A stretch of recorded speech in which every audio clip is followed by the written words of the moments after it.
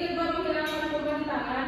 Nah, waktu yang dapat untuk mencuci tangan itu kayak sebelum makan, setelah dari toilet, terus setelah menyentuh benda kotor, terus setelah batuk di mesin. Sampai sini aku harus cuci tangan ya langsung ya?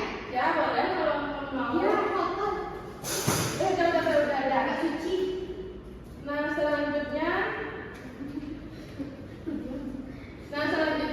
cara memilih makanan sehat.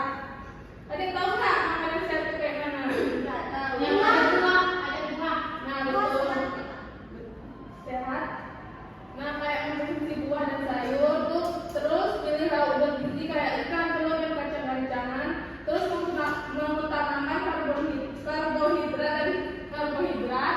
Nah terus kurangi makanan kayak ultra proses.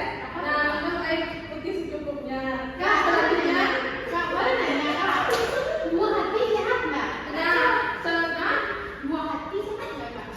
Sehat nggak? Buah hati. selanjutnya ada contoh makanan sehat kayak sayuran berwarna, buah-buahan segar, protein rendah lemak, kayak sumber serat kayak oatmeal, roti gandum, dan air mineral.